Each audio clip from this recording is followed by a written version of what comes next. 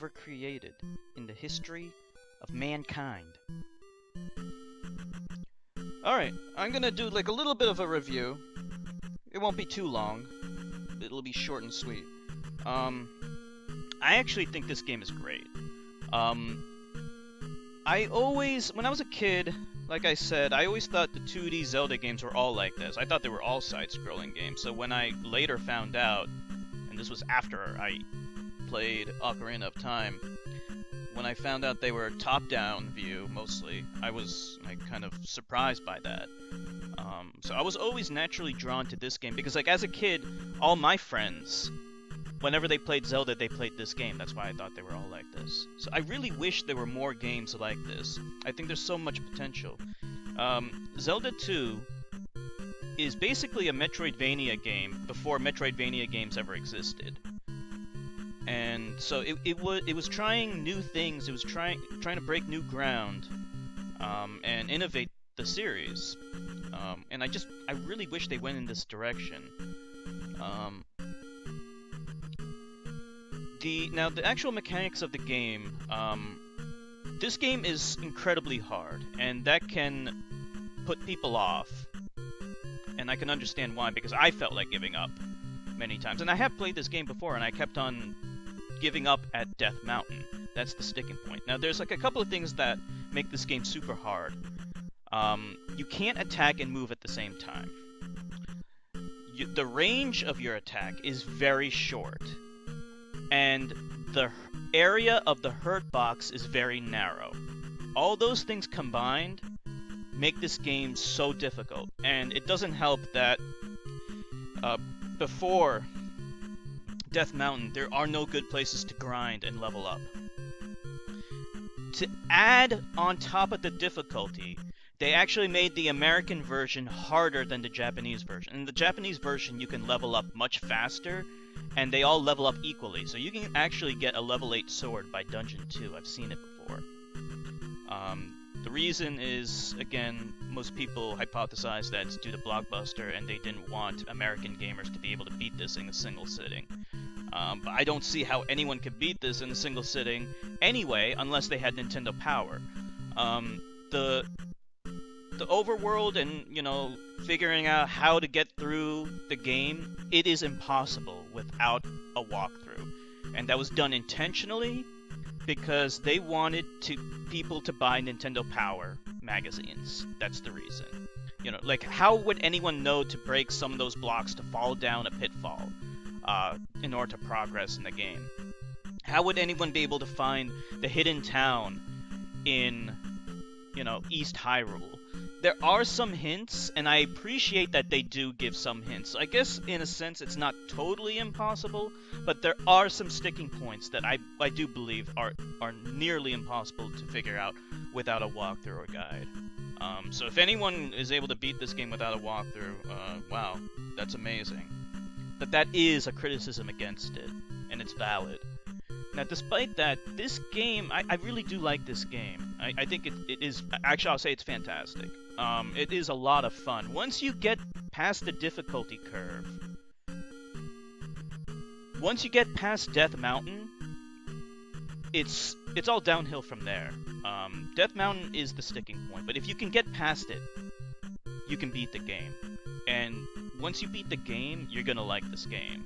I hated it too. When I was at Death Mountain, I was like trying to beat that stupid thing over and over again. I actually texted Owly and I was like, this game, I've been trying to play this game for an hour and I keep dying, it's impossible. Like, I fucking hate it.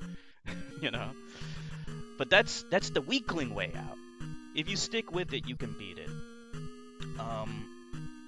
Graphics-wise, this game I'm pretty sure uses like the Mario 1 engine, so it looks good. However, the level design, if you were to look at the maps of this game online, they are so flat. Like, there's no creative level design in this game at all. Like, it looks like an amateur designed it. Yeah, they throw in some pitfalls here and there, but really, what makes this game challenging, since the level design is so basic, it's kind of the same problem that Mario 2 had, aka Doki Doki Panic. In order to make the game hard, they make the combat hard. They make the enemies do so much damage, and they do knockback to knock you back into pitfalls and things like that. And that's really where challenge that the game comes from, not the level design, which is so basic and plain. But with that said, I like how they combine like an overworld with real-time combat. This is the only Zelda game that you can legitimately call an action RPG. The other ones aren't because they don't have a level progression system. So I like that. I like how it kind of combines the overworld that you found in like Final Fantasy 1 with real-time combat. The only problem is that those random encounters are way too frequent when you're trying to explore. Like, if you're trying to play this game the way that it was quote-unquote intended to be played, I don't know, it just, the frequency of those random encounters stifles exploration. I mean, in a speedrunning setting, there are tricks you can pull to avoid a lot of those random encounters, but in a casual playthrough, you're gonna get hit by them constantly, and it's just way too much. And you can't even use most of them for grinding. The best grinding places in this game are not random encounters. So like, if I were to recommend to a fan hacker, like if someone wants to fan hack this game and make it easier and more accessible, I would make the following suggestions. Tone down the number of random encounters, make them less frequent, actually just use the level progression system that the Famicom version has. I think that would be a lot better. You know, maybe there's something that could be said about like the combat, but like if you were to increase the attack range of those attacks, it might actually break the game, because if you change any one of those things, you know, it might become too easy. But I do think that the 1-ups should be permanent. You know, occasionally in the game you can find 1-ups. Those things are basically totally useless, because once you get a game over, you're stuck back to just 3 lives. It would be nice if you picked up a 1-up. It would give you a permanent 1-up, like, okay, now I have 4 lives even when I game over. You know, I don't think that would break the game at all, and it would make it more accessible for new players. So,